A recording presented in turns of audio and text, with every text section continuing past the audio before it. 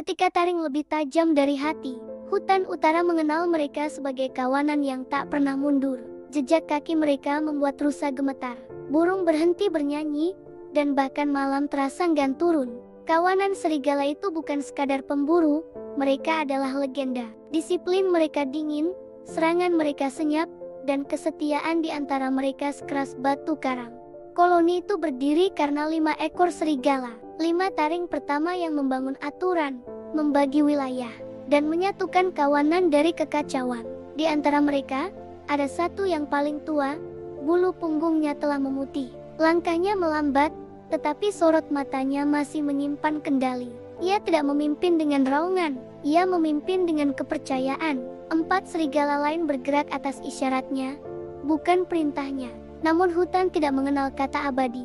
Pada suatu perburuan besar, ketika kabut turun lebih cepat, sang serigala tua tertinggal. Nafasnya berat, darah hangat menetes di salju. Ia roboh bukan karena kalah, tetapi karena waktunya telah selesai. Kawanan mengelilinginya, hanya dengusan pilu dan mata yang basah. Hutan pun seakan menahan nafas.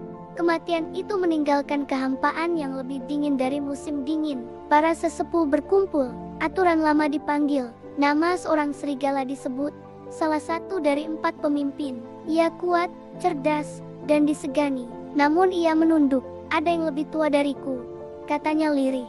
Sesepuh menggeleng, usia mengajarkan pengalaman, tetapi kecakapan mengajarkan kepemimpinan. Diskusi berakhir, keputusan diambil, kawanan menerima, meski hati mereka belum sepenuhnya siap. Pemimpin baru pun naik. Sejak hari pertama, sesuatu berubah.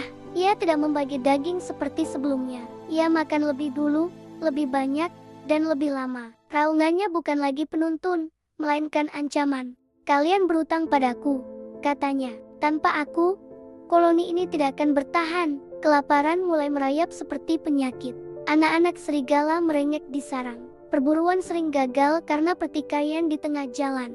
Kepercayaan yang dulu menjadi tulang punggung koloni retak, sedikit demi sedikit, dan kerakusan tidak pernah puas. Suatu malam, di bawah hujan yang tak biasa derasnya, sang pemimpin mengumumkan niatnya.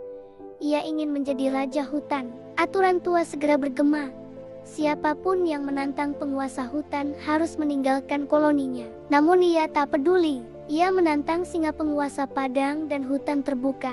Pertarungan itu singkat, brutal, dan memalukan. Taringnya patah, tubuhnya terhempas, arogan runtuh bersama darah yang mengalir di tanah. Ia kalah, dan dengan kekalahan itu, ia bukan lagi pemimpin. Koloni mengangkat pemimpin baru lebih tenang, lebih adil. Namun luka terlalu dalam untuk sembuh cepat. Karena serigala rakus itu tidak pergi jauh.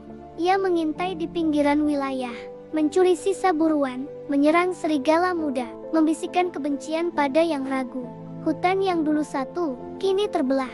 Perang saudara pun pecah.